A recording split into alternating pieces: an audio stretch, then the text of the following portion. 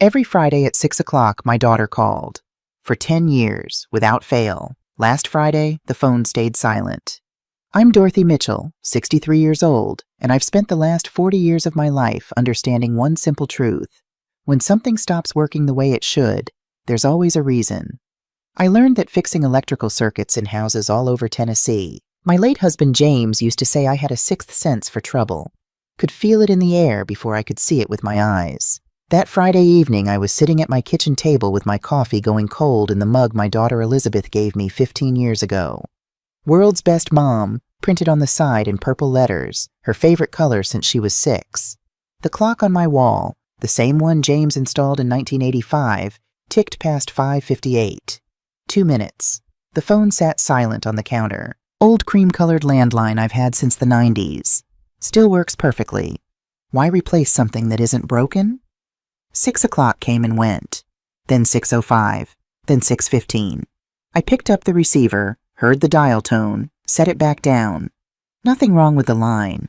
So I dialed Elizabeth's number, the one I memorized the day she moved into her own place 11 years ago after she married Ryan Carter. It rang, and rang, and rang. Then her voicemail, that cheerful voice. Hi, you've reached Elizabeth. I can't come to the phone right now, but leave a message and I'll call you back. Hey, sweetheart, I said, keeping my voice steady even though my hands weren't. Just checking in since I didn't hear from you. Give me a call when you get a chance. I hung up and told myself she was busy. Late shift at regional hospital, probably. Elizabeth worked hard, sometimes pulled 12-hour days when they were short-staffed. She'd call back soon, except she always called on Fridays. Always. Even when she was exhausted. Even when little Sophia was sick. Even during that terrible flu season 3 years ago when she'd been working doubles for 2 weeks straight. 6 o'clock every Friday, like clockwork. Something about this felt wrong. You spend 40 years working with electricity. You develop a sense for when something's off. That prickling at the base of your skull when you're staring at a circuit that looks perfectly normal. But you just know there's a short somewhere waiting to cause trouble. That's what this felt like. I tried calling again at 7. Voicemail. 8 o'clock. Voicemail. 9 o'clock, straight to voicemail this time. Phone was off or dead. By midnight, after 7 unanswered calls, I was standing at my kitchen window looking out at the empty street, the streetlights casting orange pools on the pavement. My coffee had gone cold hours ago. The house felt too quiet.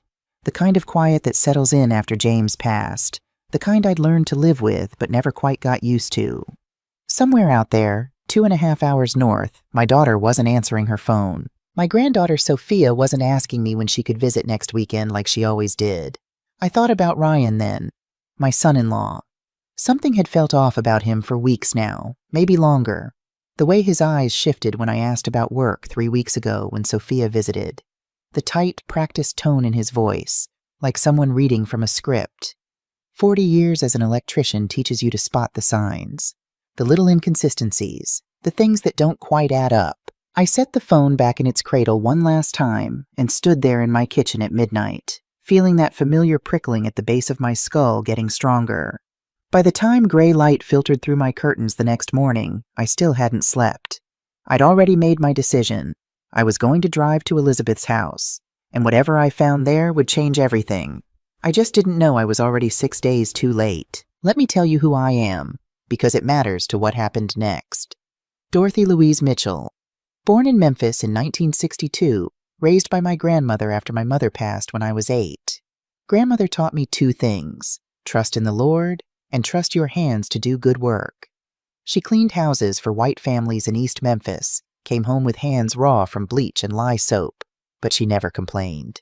She said honest work was its own reward. I met James Mitchell when I was 19, working the register at a hardware store on Poplar Avenue. He came in looking for wire cutters and left with my phone number. We married 6 months later in a small ceremony at Beale Street Baptist Church, my grandmother crying happy tears in the front row. James was an electrician. For our first anniversary, instead of jewelry, he gave me a tool belt and said, "Dorothy, you've got steady hands and a sharp mind. Let me teach you something useful." So I learned how to strip wire, how to read a circuit, how to trace a problem back to its source. "Everything connects," James would say, running his finger along a wire. You just have to follow it back to where it started. We worked together for 15 years, Mitchell and Mitchell Electric, fixing faulty wiring in houses all over Shelby County. I was one of only 3 black women electricians in Memphis at the time. Some customers would see me show up and ask when the real electrician was coming. I'd smile, fix their problem in half the time they expected, and collect my check. Let them underestimate me. I was used to it. Elizabeth came along when I was 26. Beautiful baby girl with James's smile and my stubborn streak. I remember holding her in the hospital, counting her tiny fingers, promising her a better life than I'd had. Promising she'd never have to prove herself to anyone. I kept working until Elizabeth was in school, then I stayed home to be there when she got off the bus. James kept the business going. We did all right. Not rich, but comfortable. Paid our mortgage, sent Elizabeth to good schools, took her to church every Sunday at Greater Hope Baptist. Elizabeth was smart, top of her class, got a full scholarship to nursing school at the University of Tennessee. I was so proud I could barely breathe during her graduation, watching her walk across that stage in her cap and gown. "I want to help people the way you and Daddy fix things," she told me that night, sitting on our back porch watching the sunset. "Make them work again when they're broken." I hugged her tight and told her she was going to change lives. James passed 8 years ago. Heart attack, sudden and cruel. One minute he was laughing at something on TV, the next minute he was gone. I held his hand in the hospital and felt his wedding ring still warm against my palm. After that, it was just me in our house on Oakwood Avenue. Me and those Friday phone calls from Elizabeth. Me and the weekend visits from Sophia, my precious granddaughter who loved to follow me around the garage, asking questions just like her mama used to. "Grandma Dorothy, why does this wire go here?" "Because everything connects, baby. You just have to trace it back to the source." That's who I am. A woman who knows how to find where things went wrong. And that Saturday morning, driving north toward my daughter's house, I knew something had gone very, very wrong. Elizabeth met Ryan Carter 11 years ago at a hospital fundraiser. She was 29, working night shifts in the ICU. He was a financial advisor, smooth-talking, handsome, with an easy confidence that some women found charming. I found it suspicious. They married 6 months later in a ceremony that felt rushed to me, though I never said so out loud. What kind of mother ruins her daughter's happiness by voicing doubts? So I smiled, hugged Ryan when he became my son-in-law, and told myself I was being overprotective. But I noticed things. Small things.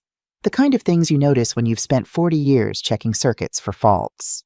The wedding was the first time I felt it, that prickling sensation at the base of my skull. Ryan stood at the altar in his rented tuxedo, smiling at Elizabeth with perfect white teeth. But his eyes, they were calculating something, like he was closing a deal, not making a vow. When I hugged Elizabeth before she walked down the aisle, I whispered, "You're sure about this, baby?" She pulled back, gave me that look she'd had since she was 16. "Mama, I love him. Isn't that enough?" I smoothed her veil and said, "As long as you're happy, sweetheart." But I wasn't sure. And over the next 11 years, those small doubts grew into bigger ones. 3 years ago, Ryan told us he was at a business conference in Atlanta, called from the hotel, said he was in back-to-back meetings. But when Sophia came to visit that weekend, she mentioned casually, "Daddy was home all weekend watching football. We had pizza 3 times. I almost said something. Almost. But then I thought maybe Sophia got her days mixed up. She was only 7. Kids get confused about time. Looking back now, I realized that was the first time Ryan practiced lying to us. The money problems started showing about 6 months ago, though I didn't know that's what they were at the time. Elizabeth's voice on our Friday calls started sounding strained, tight, like a wire pulled too far, close to snapping. "How's Ryan doing?" I'd ask.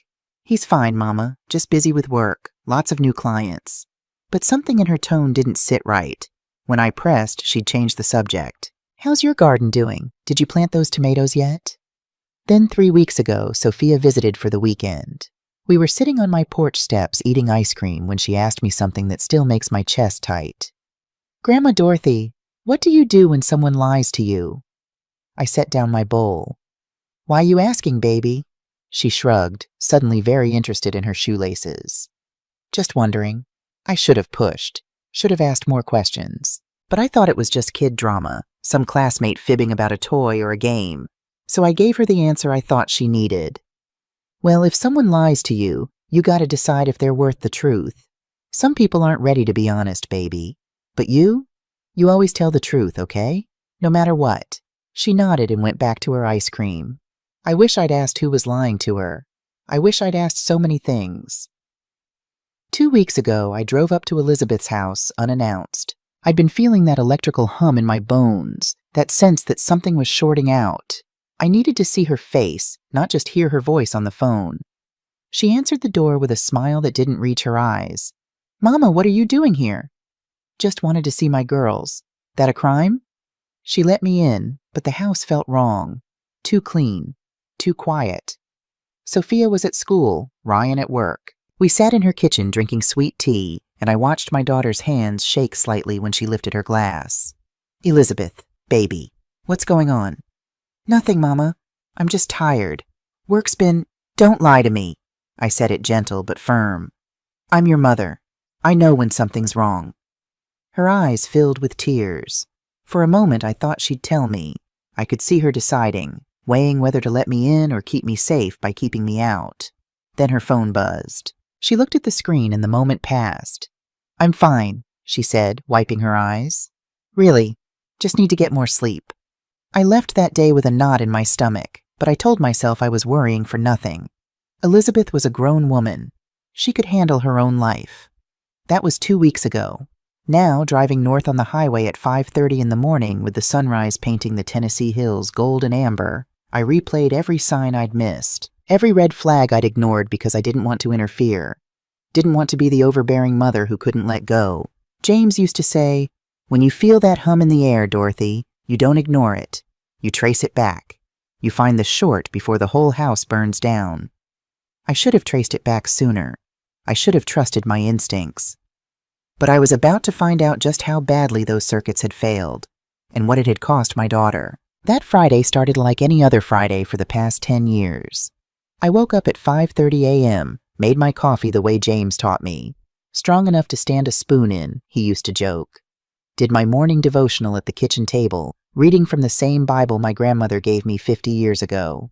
The margins were filled with her handwriting, little notes and prayers she'd written in pencil. "Lord, give me strength for today," one note said. I traced it with my finger that morning, not knowing how much I'd need those words. The day passed in its usual rhythm. I worked in my garden, pulling weeds from the tomato plants. Went to the grocery store and chatted with Mrs. Patterson from church, who was buying ingredients for her famous peach cobbler. Came home and made myself lunch, leftover chicken and rice. Around 3 o'clock, Grace Thompson called. Elizabeth's best friend from the hospital, known her for 8 years. They worked the same floor, covered each other's shifts when one of them was sick. "Miss Dorothy," Grace's voice sounded worried. "Have you talked to Elizabeth this week?" "We talk every Friday at 6. Why?" "She hasn't been at work since Monday. Called in sick, but—" Grace hesitated. "I've tried calling her 3 times. She won't answer, won't return my texts." That prickling sensation started at the base of my skull. "Maybe she really is sick," I said, trying to convince myself. "Flu's going around." "Maybe." Grace didn't sound convinced either. "But if you talk to her tonight, tell her I'm worried about her, okay?" I promised I would. The afternoon stretched long.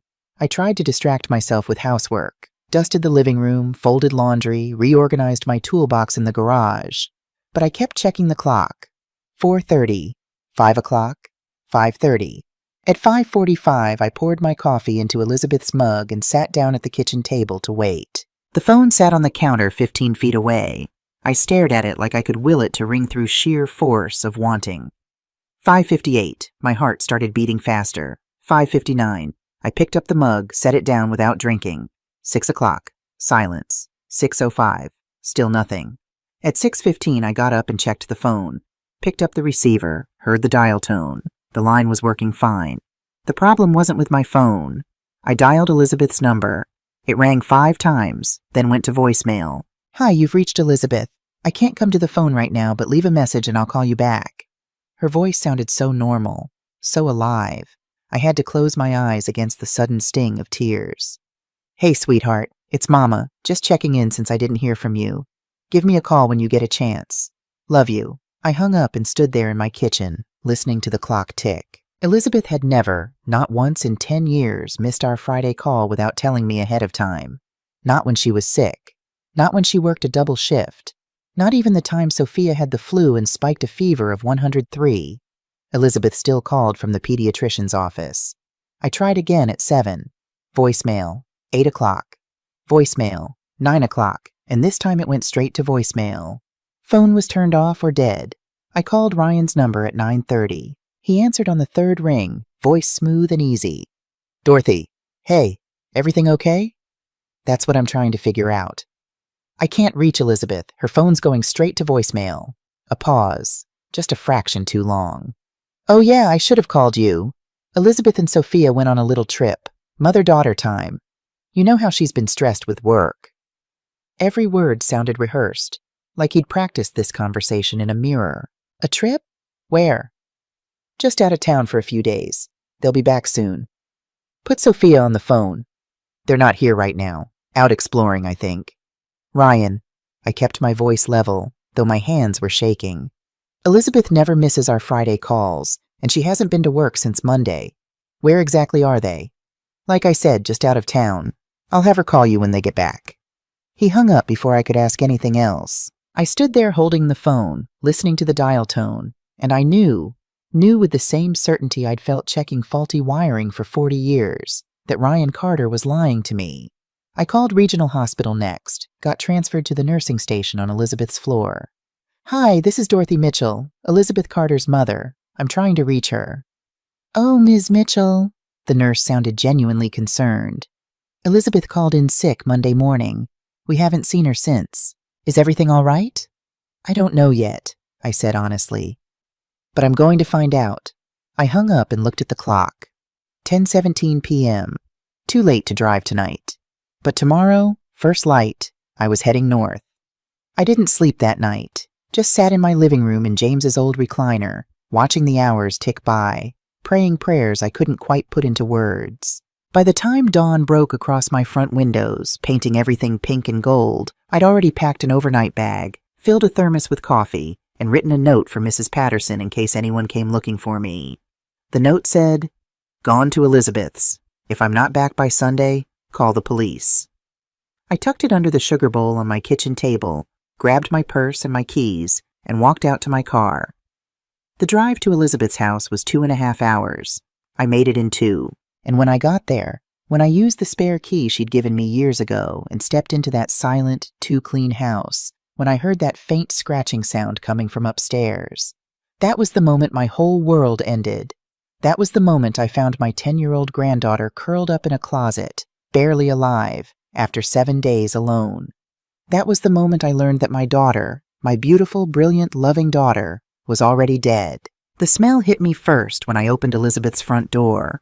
Not death, not blood, just the stale air of a house that had been closed up too long, like someone had turned off the heat and walked away. The kind of emptiness that settles into walls when nobody's been breathing life into them. I stood in the doorway, my hand still on the key, and called out, "Elizabeth? Sophia?" My voice echoed in the silence.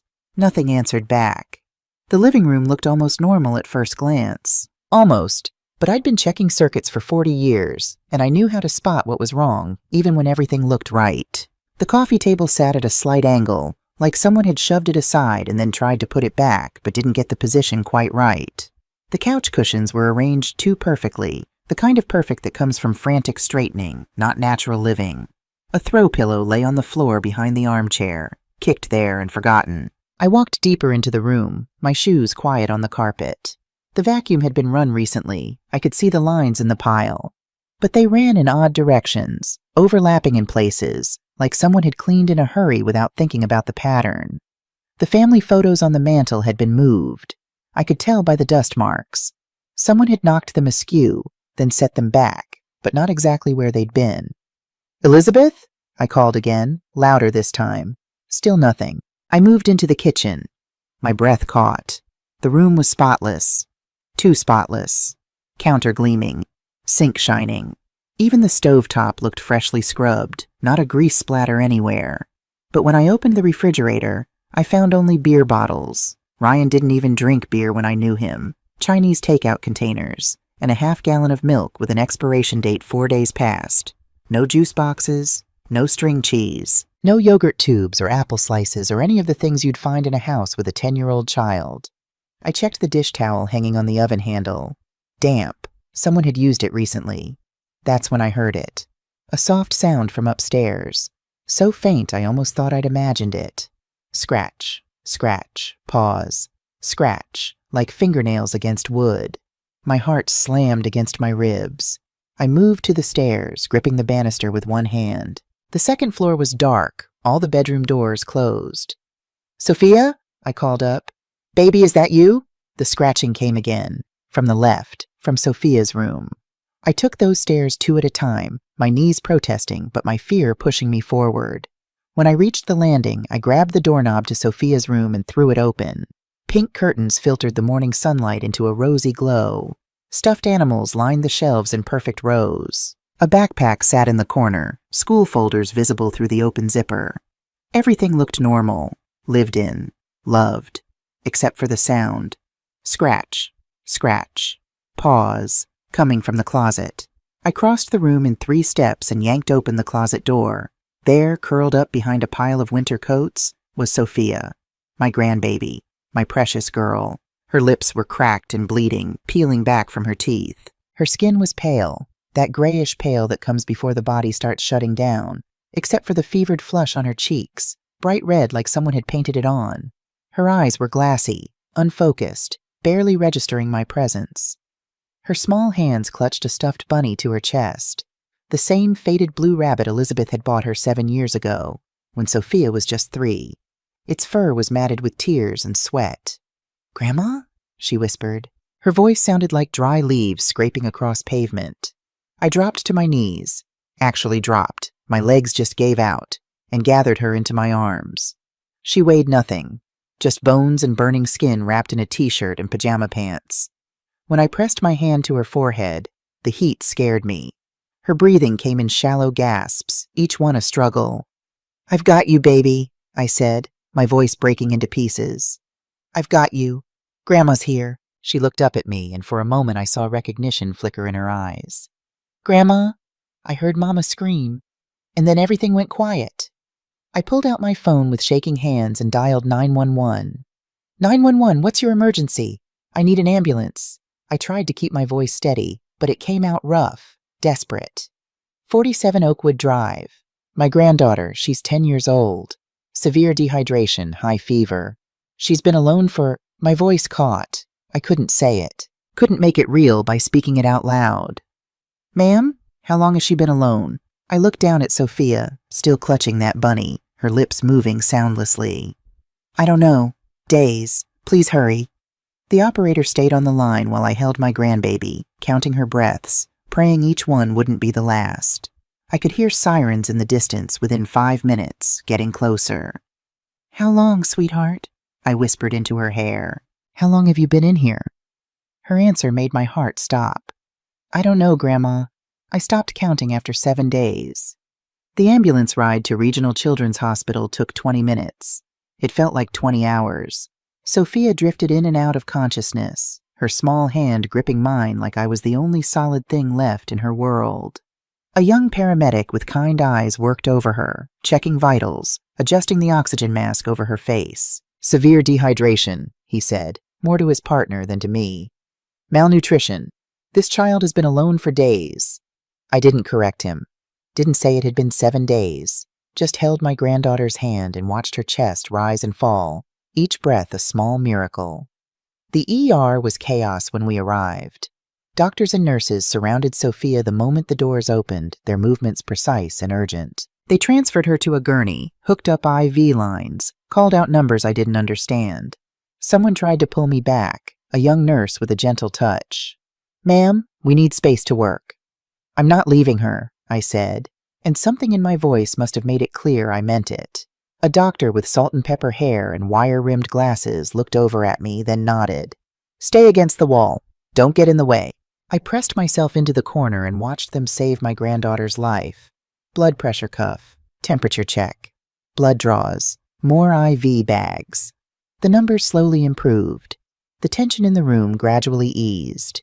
After what felt like hours, but was probably 40 minutes, they moved Sophia to a private room. The IV drip continued, steady and rhythmic. Monitors beeped softly, tracking her heartbeat, her oxygen levels, her slow return to the living. I pulled a chair close to her bed and sat down. My whole body ached, from the drive, from the fear, from holding myself together when everything inside me wanted to break apart. 7 days. My 10-year-old granddaughter had survived 7 days alone in that closet. But how? And why? And where was Elizabeth? Sophia stirred about an hour later, her eyes opening slowly. They were clearer now, more focused. She looked at me and I saw real recognition for the first time since I'd found her. "Grandma," she whispered. "I'm here, sweetheart." I squeezed her hand gently, careful not to dislodge the IV. "You're safe now." She was quiet for a moment, her gaze drifting to the stuffed bunny they'd let her keep. It sat on the bedside table, matted and worn, but somehow still comforting. "Mama taught me," she said finally, her voice thin as tissue paper. My throat tightened. "Taught you what, baby?" "In case something bad happened." I pulled my chair closer, leaning in so she wouldn't have to strain to talk. "What did she teach you?" Sophia's eyes filled with tears, but she kept talking. "Maybe a few months ago, maybe since summer, Mama would come into my room at night and tell me things." She paused to catch her breath. The monitors beeped their steady rhythm. "She said if I ever heard loud arguing, really loud, scary arguing, I should go straight to my closet and hide. She said not to come out until you called my name or the police did. Nobody else. Just you or the police." I felt something cold settle in my chest. Elizabeth had known. My daughter had known she was in danger and had prepared her baby girl like someone preparing an escape route. "What else did she teach you?" "She showed me where she hid snacks." Sophia's voice got a little stronger, like she was proud of remembering. "In my toy box under the stuffed animals, crackers and granola bars. She said it was our secret emergency kit. She told me to eat just a little bit every day if I ever had to hide." The image of Elizabeth carefully hiding food for her daughter, planning for the worst, made my chest ache so bad I could barely breathe. "What about water?" I asked gently. "At night, when the house got really quiet, I would sneak out and go to the bathroom. I drank from the sink and filled up my water bottle. Then I'd go back to the closet before it got light." She looked down at her hands. "I was so scared every time. But Mama said being brave means doing scary things when you have to." God, Elizabeth, what had you been living through? "The bunny helped too," Sophia added, reaching for it. The nurse had cleaned it up a bit, but you could still see where tears had darkened the blue fur. "Mama gave it to me when I was little. She said whenever I held it, I should pretend she was hugging me. So that's what I did every night." I had to look away for a moment, blinking hard against the tears. When I could trust my voice again, I asked the question I was afraid to hear answered. "Why didn't you try to leave, baby, or call for help?" Sophia's answer was simple, delivered with the pure faith of a child. "Mama said to wait for you. She said you'd come. She said you always keep your promises, and you promised to call every Friday. So if you didn't call, you'd come looking. She told me to wait for you, Grandma. Nobody else." The weight of that trust, Elizabeth's faith in me, Sophia's patience, nearly broke me right there. My daughter had spent the last months of her life teaching her child how to survive without her. She'd hidden food, rehearsed instructions, made plans for a future where she wouldn't be there. She'd known Ryan was dangerous, and she'd done everything she could to protect Sophia, but she hadn't been able to save herself. "You did so good, sweetheart," I whispered, taking Sophia's hand again. "Your mama would be so proud of you." Sophia's eyes started to close, exhaustion finally winning. The IV drip continued its steady rhythm. Her breathing deepened, and within minutes she was asleep. I sat there in that dim hospital room, watching her chest rise and fall, listening to the monitors beep their reassurance. She was alive. Against all odds, my granddaughter was alive. A soft knock on the door made me look up. A black man in his 40s stood in the doorway, wearing a gray suit and a concerned expression. Detective Shield clipped to his belt. "Ms. Mitchell?" he said quietly. "I'm Detective Noah Parker. Can we talk in the hall?" I glanced at Sophia one more time, still sleeping peacefully, monitors steady, then stood and followed him out. The hallway was bright and sterile, nurses moving past with clipboards and medicine cards. Detective Parker pulled out a small notebook, the kind that had seen a lot of use.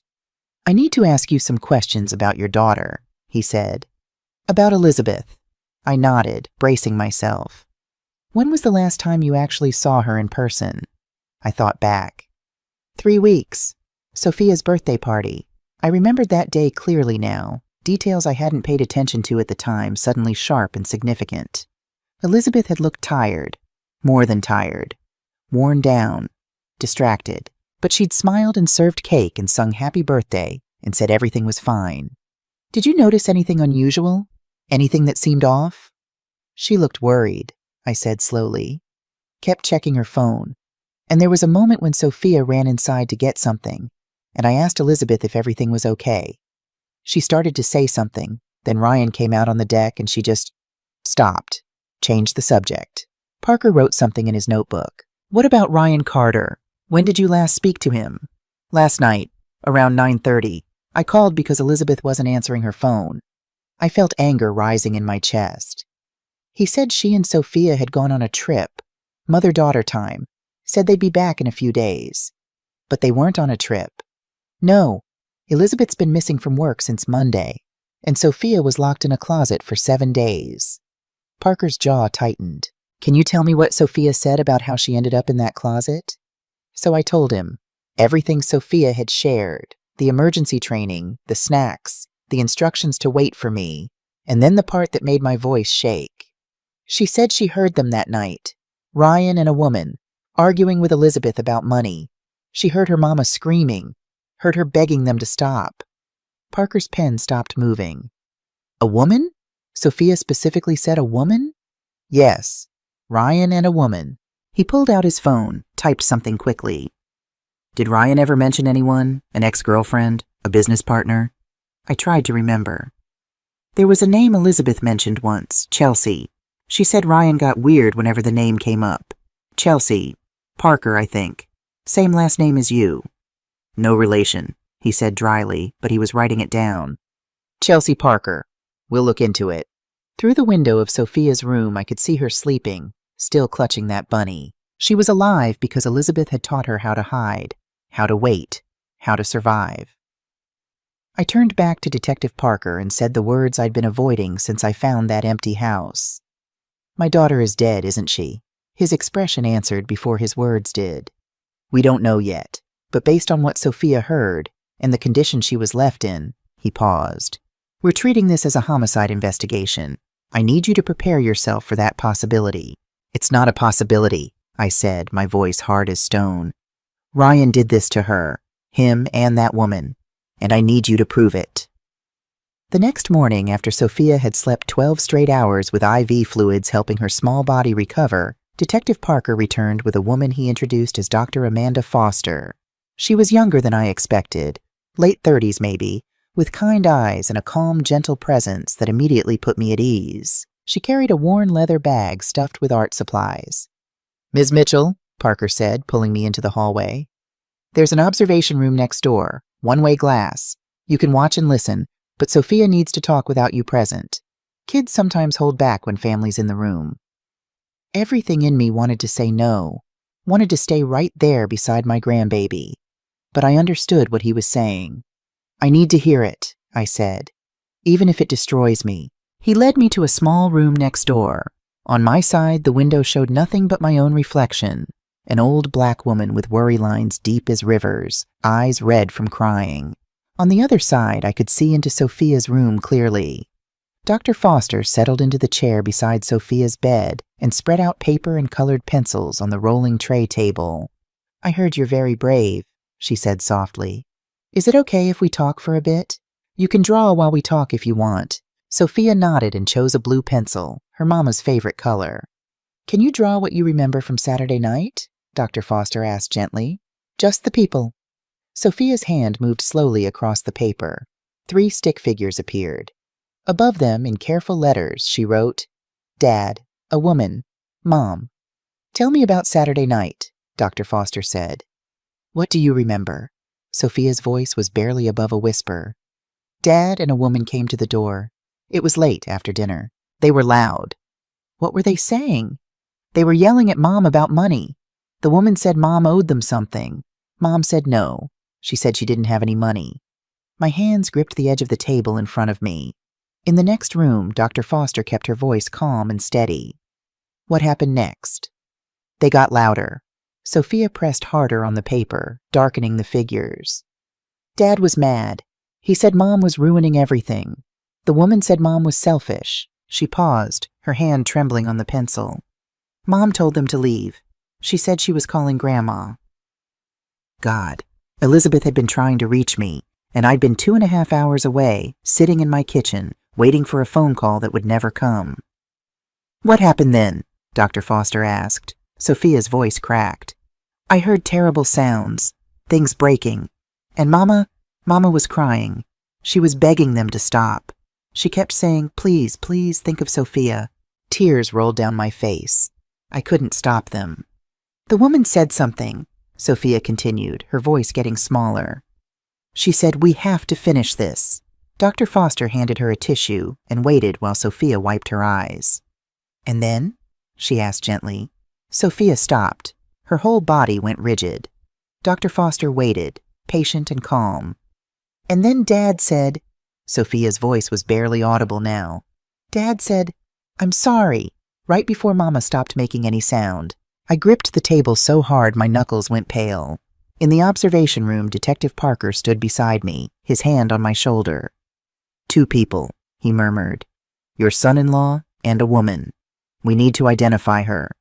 Chelsea, I said, my voice hoarse. Chelsea Parker. Ryan mentioned her once. Said she was an ex, that it was over. But Elizabeth told me he acted strange when her name came up. Parker made a note. We'll find her. The interview continued for another 20 minutes. Sophia described hiding in the closet, hearing footsteps in the hallway, hearing Ryan say they needed to clean up, hearing the woman mention a storage unit. When it ended, Dr. Foster spoke briefly with Parker, then I was allowed back into the room. Sophia looked impossibly small in that hospital bed, surrounded by monitors and wires. When she saw me, she reached for my hand. I'm sorry, Grandma, she whispered. Baby, you have nothing to be sorry for, I said, pulling her close. Nothing. That night, while Sophia slept, I sat in the hospital cafeteria staring into my 4th cup of coffee. It had gone cold an hour ago, but I kept holding the cup anyway, needing something solid to grip. Detective Parker found me there around 8 p.m. He sat down across from me and placed a tablet on the table between us. I need to show you something, he said. It won't be easy. Show me. He opened a series of photos. Elizabeth's living room, the same one I'd stood in that morning. But these photos were different, taken under ultraviolet light. Purple-blue patterns glowed across the couch, the coffee table, the wall. Sprays, smears. Areas where someone had tried to scrub clean but couldn't erase what had been there. Luminol, Parker said quietly. It reacts to blood, even when it's been cleaned. I stared at the images, at the evidence of violence painted in ghostly blue light across my daughter's living room, at the proof of her last moments. Your daughter fought back, Parker said. There are clear signs of a struggle, defensive patterns. He paused, and I knew what was coming before he said it. But we still haven't found her body. 5 weeks passed. 5 weeks of investigation, dead ends and sleepless nights in the chair beside Sophia's hospital bed, then beside her bed in my house after she was released. 5 weeks of my grandbaby asking when we could have a funeral for her mama, and me not having an answer. 5 weeks of knowing Elizabeth was gone but not knowing where, until Detective Parker's call came on a Tuesday morning. Dorothy, he said, and I could hear it in his voice. We found her. I had to sit down. Where? Anonymous tip from a storage facility manager outside the city. He noticed a smell coming from Unit 42. When we arrived with a warrant, he didn't finish, didn't need to. I'll be there in an hour, I said. Dorothy, you don't have to. Yes, I do. The county morgue sat in a low brick building behind Regional Hospital. Detective Parker waited for me in the parking lot, and we walked in together without saying much. What was there to say? Dr. Helen Martinez met us in a hallway lined with filing cabinets. She was maybe 50, with kind eyes and a professional manner that came from years of delivering the worst news imaginable. "Ms. Mitchell," she said, shaking my hand. "I'm so sorry for your loss." I nodded, not trusting my voice. She led us to a small viewing room. In the center sat a metal table covered by a white sheet. The shape underneath was unmistakable. "Are you ready?" Dr. Martinez asked. I would never be ready, but I nodded anyway. She pulled back the sheet, folding it carefully at Elizabeth's shoulders. My daughter looked like she was sleeping. Her face was peaceful, almost serene. Her dark hair had been brushed back from her forehead.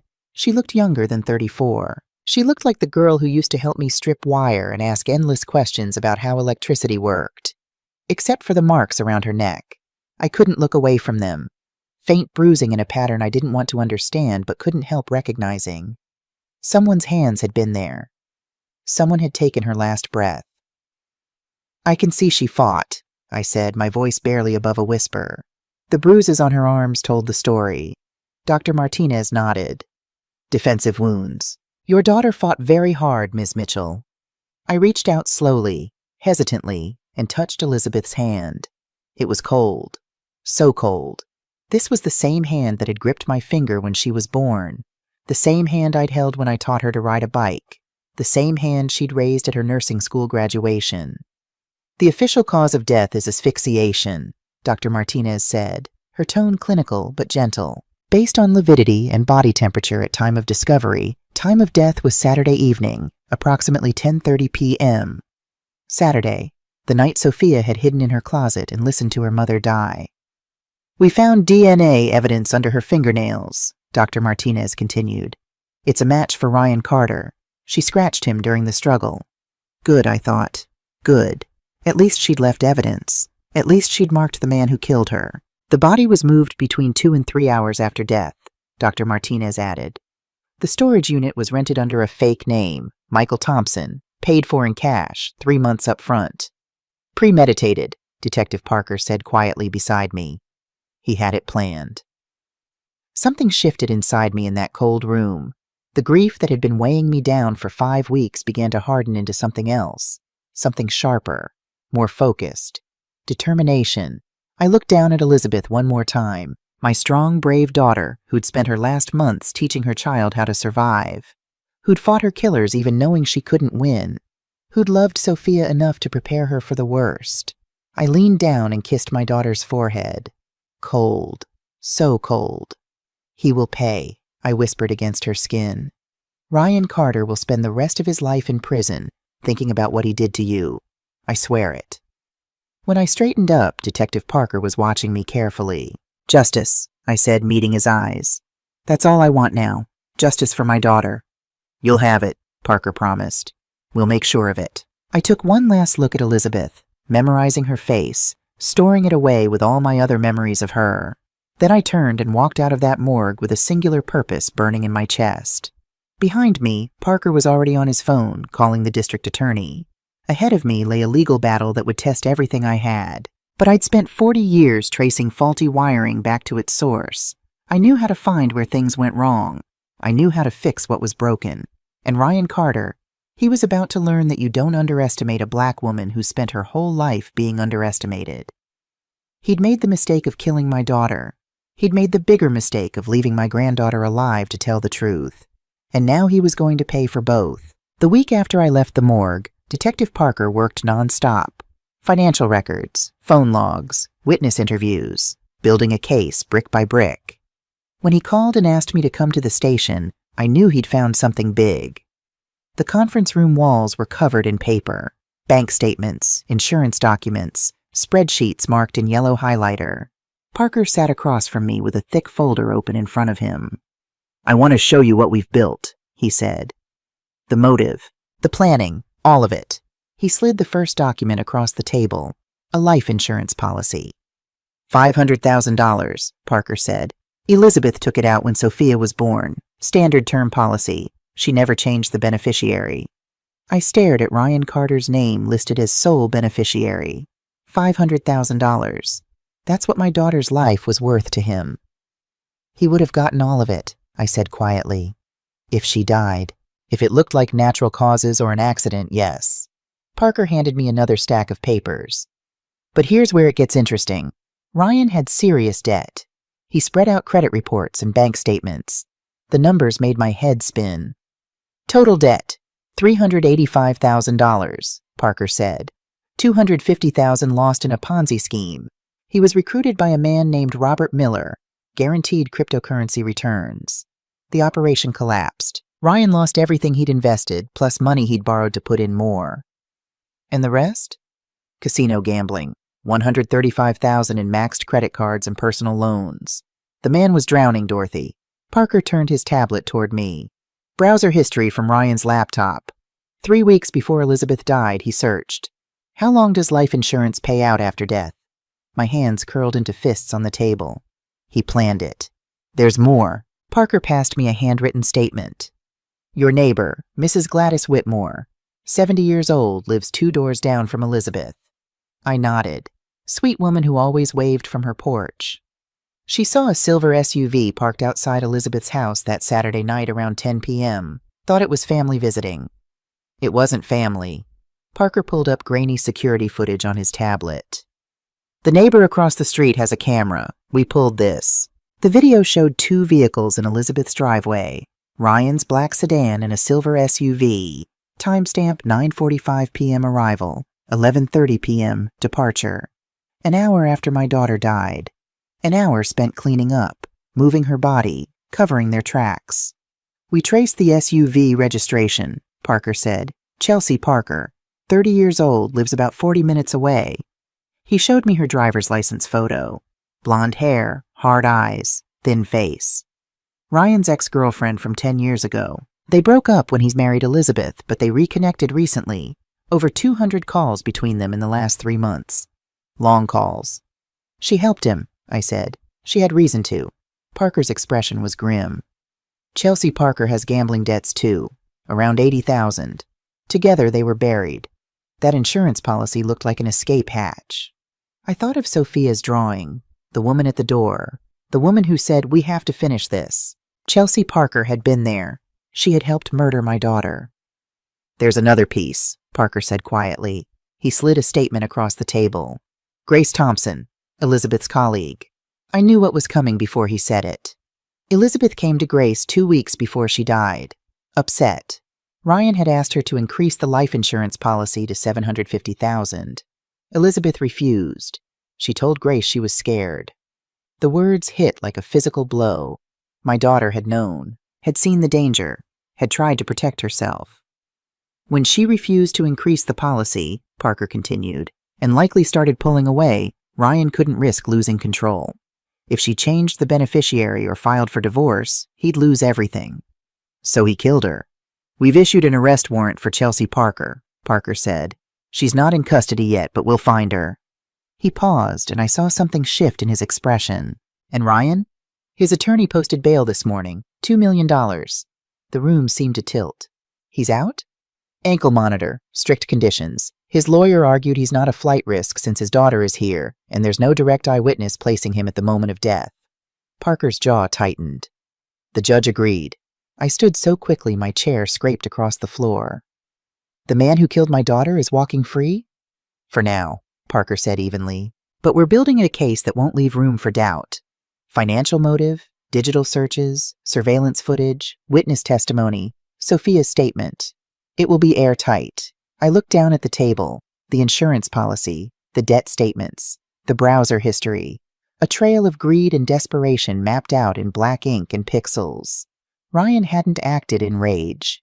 He had calculated, planned, weighed the cost against the payout, $500,000. That's the price he'd put on Elizabeth's life.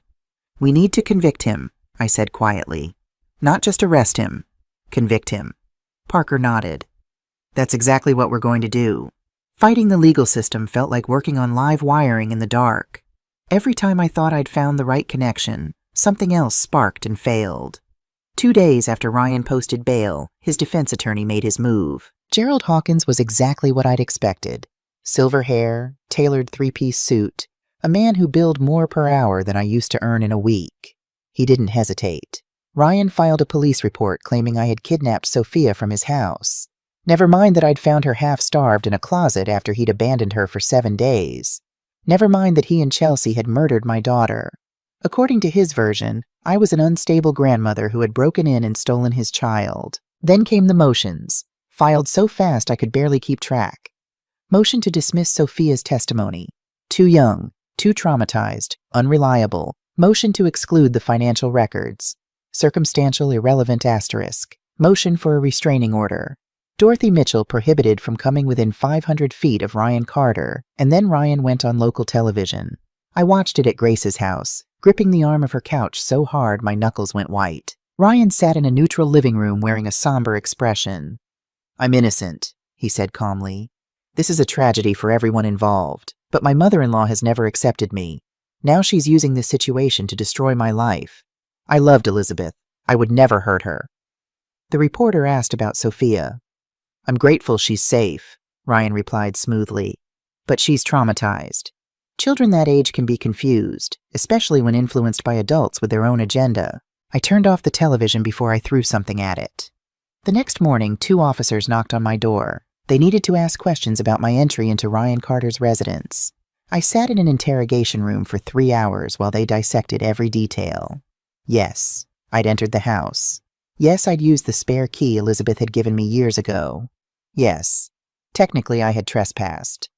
"You understand this puts you in a difficult position," one officer said carefully.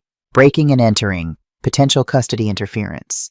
If you're perceived as unstable or aggressive, you could lose guardianship." The message was clear: back off or risk losing Sophia. That afternoon, I withdrew $5,000 from my retirement savings, money I'd set aside for emergencies, for Sophia's future, and hired Margaret Dawson, a family attorney Grace recommended. "You need protection," Margaret said at our first meeting. "Ryan's team will attack your credibility relentlessly. We have to be proactive." I signed the retainer agreement and tried not to think about what that money could have paid for instead. Grace came by that evening with a casserole and determination in her eyes. "I'll watch Sophia whenever you need," she said. "Emma's been good for her.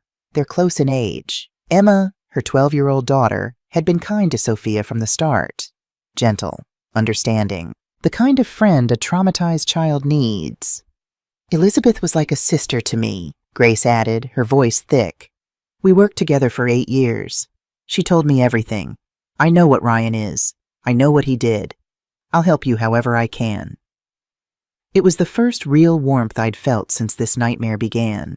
But even Grace's support couldn't silence the rumors spreading through the community. Some neighbors saw me as a bitter old woman with a vendetta. Ryan's public relations campaign was effective. A polished financial advisor, a grieving widower. How could someone like that commit murder? I stopped going to Greater Hope Baptist. Couldn't endure the sideways glances, the conversations that hushed when I walked by. Detective Parker called one evening with a warning. "Dorothy, I believe you, but belief isn't enough. We need evidence, not emotion. Don't give Ryan ammunition. He's trying to paint you as unstable. Don't help him." I promised to be careful, but the pressure kept building. 2 months into the investigation, Ryan's lawyer filed a motion to dismiss the entire case. Lack of evidence, they claimed, and the judge was listening. I sat in the courtroom gallery that day, hands clenched on the wooden bench, watching Gerald Hawkins make his argument. "Your Honor, the prosecution's case rests entirely on circumstantial evidence. There is no eyewitness to the alleged crime. No murder weapon has been recovered. My client has provided no confession. The testimony of a traumatized 10-year-old child, while tragic, cannot be the sole basis for a first-degree murder charge." Carol Bennett, the district attorney, stood to argue back. She was good. I'd seen her work before, but even I could see the judge's skeptical expression. "The court will take this under advisement," the judge said finally. "I'll issue my ruling within 48 hours. The gavel came down and my stomach dropped with it. Outside the courthouse, Parker pulled me aside. "We might lose this, Dorothy. I'm sorry." "No," I cut him off. "Not after we've come this far. There has to be something. Some piece we're missing." "If there is," Parker said, "we'll find it. But we're running out of time." That night I couldn't sleep. I sat at my kitchen table at 1 a.m, surrounded by copies of every financial document Parker had shown me. I'd been through them a dozen times already, but I spread them out again, looking for anything. any detail I might have missed. That's when I saw it. Buried in Ryan's bank statements from 8 months ago, a deposit for $95,000. The notation read, MZ Consulting. I stared at it, my tired brain trying to make the connection. Parker had mentioned this. I'd seen it before. But what was MZ Consulting? I grabbed my phone and called Parker. He answered on the third ring, voice thick with sleep. Dorothy, it's past midnight. That deposit, I said, the $95,000 from MZ Consulting. What if it's connected to Ryan's debts? What if it's not legitimate business income? There was a pause. Then rustling like Parker was sitting up in bed. Hold on, let me pull up the file. I waited, my heart pounding while he searched through his computer. MZ Consulting, Parker said slowly. I flagged it as unusual income, but Ryan's tax returns showed it as consulting fees. We didn't dig deeper because we were focused on the debts, not the income, I finished. Can you dig deeper now? I'll start first thing in the morning. He called me back 6 hours later. I hadn't gone to bed. Dorothy, Parker's voice was electric with excitement. You might have just saved this case. What did you find? MZ Consulting is a shell company, and it's connected to a Ponzi scheme investigation the FBI has been running for 2 years. The same scheme Ryan lost money in. My breath caught. He wasn't just a victim. Exactly. Ryan wasn't just a victim. He was a recruiter. He brought in 12 people, earned 8% commission on every dollar they invested. Do the math on 12 people investing an average of $100,000 each. $96,000. The mysterious MZ Consulting deposit. 2 hours later, I was sitting in a conference room at the FBI field office. Across from me sat Gerald Patterson, a 45-year-old accountant with tired eyes and a worn face. Ms. Mitchell, Gerald said, shaking my hand. Detective Parker told me about your daughter. I'm so sorry for your loss. Thank you. Your son-in-law cost me everything, Gerald continued, his voice bitter. I lost $180,000 in that Ponzi scheme. My retirement, my kids' college fund, everything I'd worked for. He pulled out a folder thick with documents. But here's what you need to understand. Ryan Carter wasn't a victim like the rest of us. He was part of it. He recruited 12 people into that scheme, including me. He earned commission on every person he brought in, 8% of every dollar. Who did he target? I asked, though I thought I already knew. Elderly people, mostly. Immigrants who trusted him because he spoke their language. People who believed he was trying to help them. Gerald's voice shook with anger. If Ryan Carter could steal the life savings of strangers without blinking, imagine what he'd be capable of doing to his own wife. The pieces clicked into place. This wasn't just a desperate man who'd killed for insurance money. This was a pattern, a history of calculated cruelty. Evidence that Ryan Carter was exactly the kind of person who could plan and execute murder. 48 hours after the hearing, I was back in that courtroom. But this time, Carol Bennett had new evidence to present. Gerald Patterson's testimony, the FBI's investigation. Proof that Ryan wasn't a desperate victim, but a habitual criminal who'd been conning people for years. The judge looked over the documents for what felt like an eternity. Then he looked up. Based on the new evidence presented regarding the defendant's pattern of criminal behavior, the motion to dismiss is denied. This case will proceed to trial. For the first time since this nightmare began, I saw Ryan's face go pale. The confident smirk he'd worn throughout the hearing vanished. As the bailiff let him out, Ryan turned and looked back at me. Our eyes met. And in that moment, I saw real fear. The trial began on a cold November morning, 12 months after I'd found Sophia in that closet. The courthouse was packed. Reporters, curious onlookers, people who'd followed the case in the news. I sat in the front row with Grace beside me. Sophia had stayed home with Emma. We'd decided she didn't need to see any of this until it was her turn to testify. Carol Bennett's opening statement was powerful and clear. This is a case about greed, she told the jury, about a man who looked at his wife and saw only a paycheck. $500,000. That's the price Ryan Carter believed Elizabeth Mitchell Carter's life was worth. She walked them through the evidence methodically. The debt, the browser searches, the life insurance policy, the security footage showing 2 vehicles at the house the night Elizabeth died. Gerald Hawkins, Ryan's attorney, countered with his own narrative. Ryan was a victim too, manipulated by Chelsea Parker, the real killer. He was in another room when Elizabeth died. He didn't know what Chelsea was doing until it was too late. The first witnesses were forensic experts, showing the luminol photos of Elizabeth's living room, the ghostly blue evidence of violence, the proof of her final struggle. Mrs. Gladys Whitmore testified about the silver SUV she'd seen that night. Her grandson Logan, 16 now, described seeing two people carrying something large wrapped in a tarp to the vehicle. Grace took the stand, dabbing at her eyes with tissue. Elizabeth came to me 2 weeks before she died, Grace testified. She told me Ryan was demanding she increase her life insurance to $750,000. She refused. She was afraid of him. Then came trial day 3, the day Sophia testified. The courtroom was more crowded than before. Rumor had spread that a 10-year-old child would testify against her own father.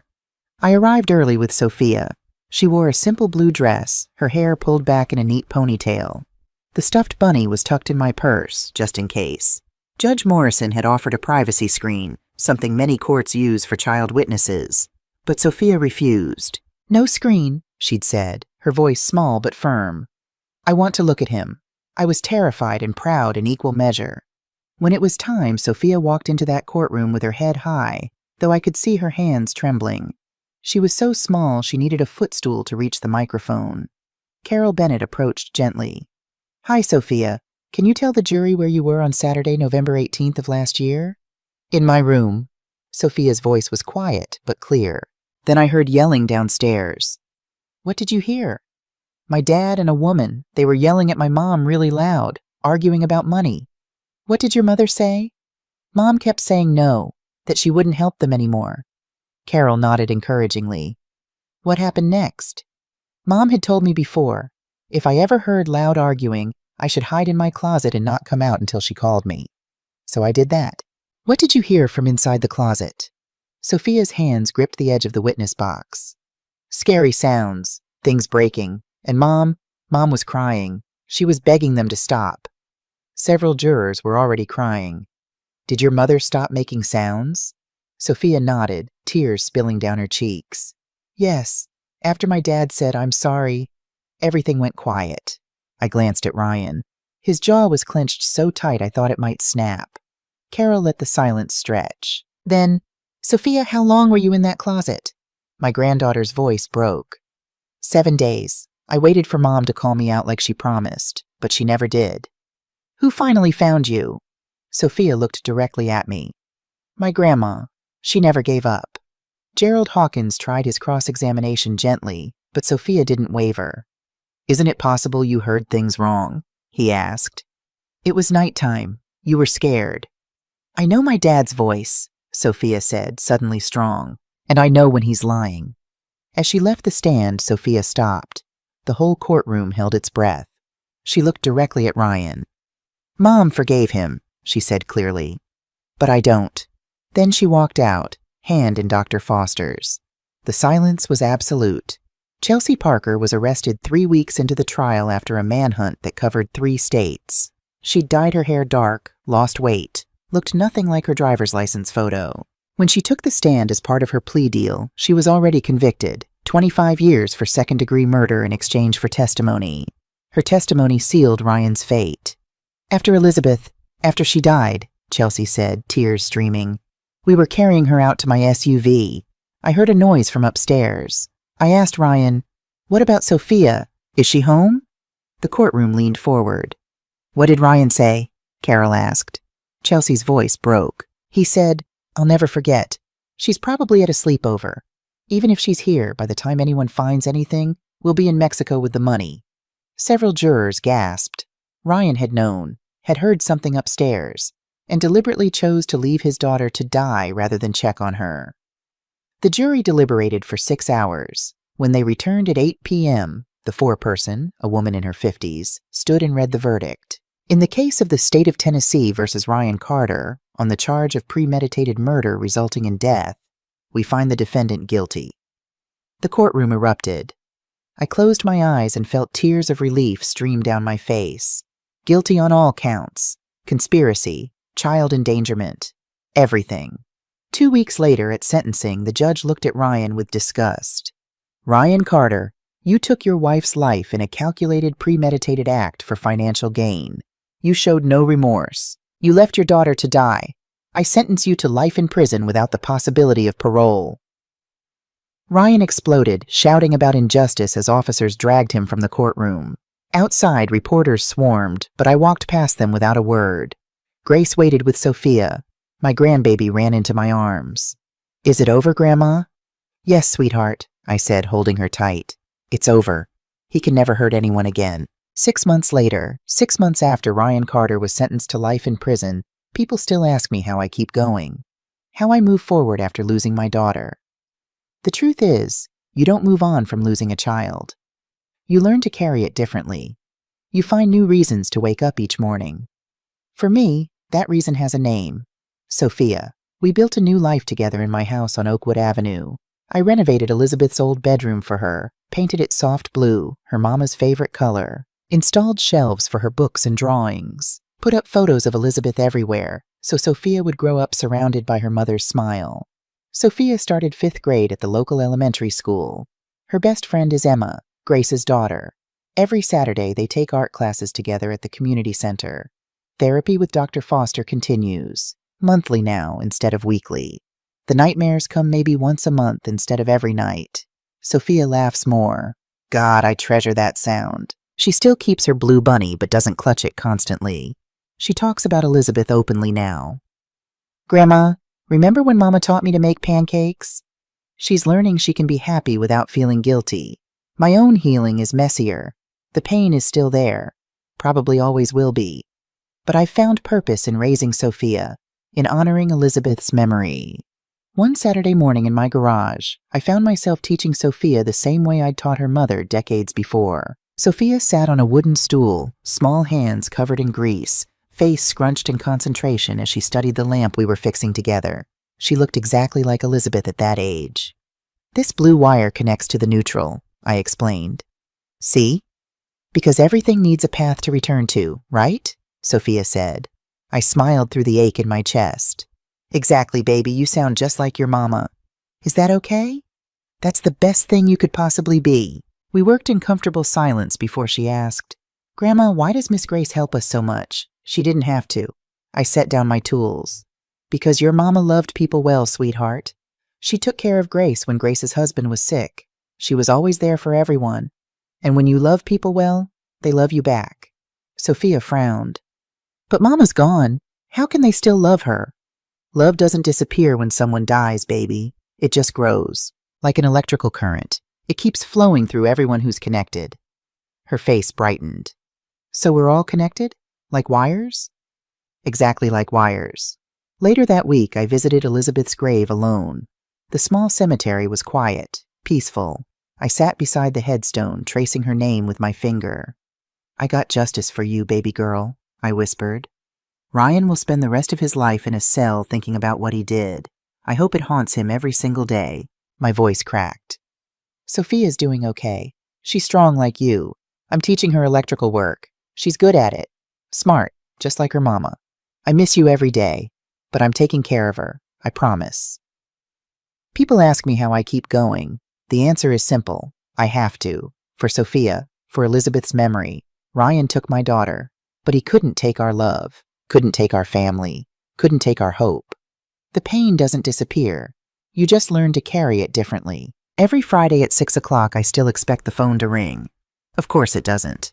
But sometimes when Sophia's laughing in the next room or showing me something she built, I feel Elizabeth there, in the sunlight through the window, in the warmth of family at Grace's Sunday dinners, in the connections that death cannot sever. We talk about Elizabeth often, the skilled nurse, the loving mother, the woman who taught her child how to survive even when she couldn't survive herself. That's her legacy, not how she died, but how she lived, how she loved, how she prepared her daughter for a world without her. Sophia finished wiring the lamp that Saturday morning. She plugged it in and flipped the switch. Light flooded the garage. "I did it! It works!" she shouted. "You certainly did, baby. Your mama would be so proud."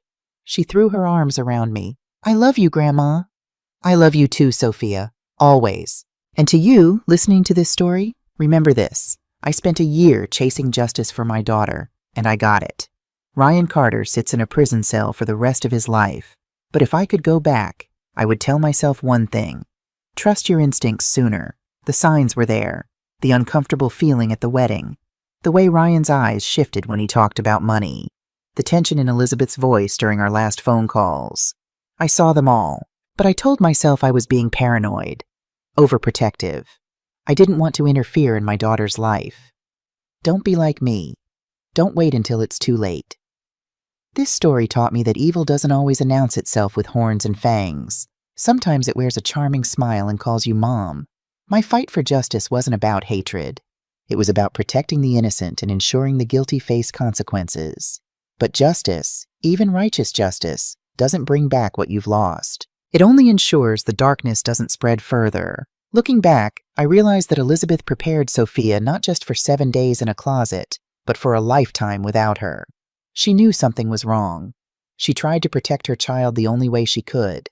That's the power of a mother's love. It transcends death itself. If something feels wrong in your life, in your family, in your relationships, listen to that voice, that prickling at the base of your skull, that electrical hum in the air that tells you something's about to short out. Don't ignore it. Trace it back to its source. Fix it before the whole house burns down. My daughter Elizabeth once told me she wanted to help people the way I fix things, make them work again when they're broken. She did that. She healed people every day at Regional Hospital. And even in death, she's still healing, teaching us about love, about preparation, about fighting for those who can't fight for themselves. Sophia and I are building a good life. Not a perfect life. We'll never have that again. But a good one. An honest one. One filled with love and laughter and Sunday dinners with people who knew Elizabeth and keep her memory alive.